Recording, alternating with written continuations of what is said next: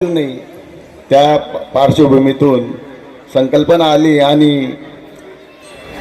या सर्वांची इच्छा पूर्ण व्हावी. कदाचित तो मातीचाच आशीर्वाद असेल. आणि ते म्हणतात ना, वेळात दौडले वीर सात, त्यापैकी आम्ही 7 लोकांनी या ट्रस्टची स्थापना करून या कार्याला सुरुवात केली. आणि म्हणता म्हणता ती 21च्या संख्येत रूपांतर झाली.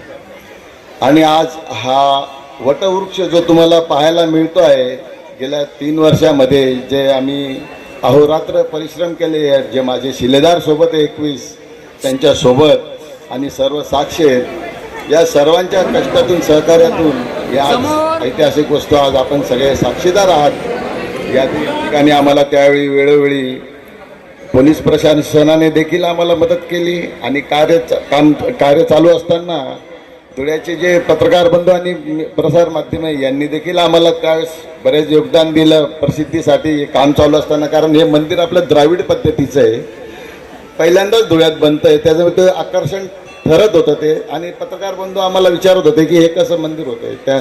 त्यांनी देखील आम्हाला या कार्यात प्रेरणा दिली. पत्रकार बंधूंचे देखील मी आभार मानतो. आजच्या कार्यक्रमाचे देखील ते प्रशंसा करताना कुठे कमी पडणार नाही असं वाटतं मला, तर त्यांचे देखील मी आभार मानतो.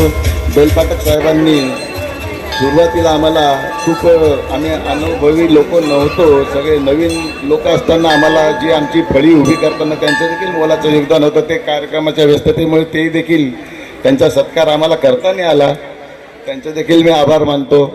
परत या अनावरण प्रसंगी त्रिशूळाच्या मागच्या आठवड्यात अनुप भैयांजवळ ट्रस्टच्या वतीने विनंती केली की भैया आम्हाला फक्त तुम्ही एवढीच विनंती आम्हाला की एखादी दुर्घटना घडू नये, पुराच्या वेळेस या नाल्याला काहीतरी संरक्षक भिंतीचं काहीतरी करून द्या आम्हाला. त्यांनी ताबडतोब विनंतीला होकार दिला आणि त्यांनी स्पष्टपणे सांगितलं की काम ताबडतोब चालू करा. त्यांचं देखील मी आता ट्रस्टच्या वतीने आज खूप खूप आभारी आहोत. त्यानंतर या ट्रस्टचं रजिस्ट्रेशन आपलं 3 वर्षापूर्वी झालं आहे, त्याला URID आहे. संस्थेने 12A 10A देखील प्रमाणपत्र धारण केलेली आहे. त्याचप्रमाणे आता क दर्जासाठी पर्यटन क्षेत्रासाठी महापालिकेतून प्रदीप चव्हाण साहेब यांच्या सहकार्याने, परत आपले सकाळचे संपादक आणि आपले ट्रस्टी निखिल भाऊ सूर्यवंशी यांच्या देखील विशेष प्रयत्नातून आणि गेल्या 6 महिन्यापासून अनुप भैयांच्या मागे लागून याचा ठराव आणि याचं महत्त्व भैयांना सांगून तो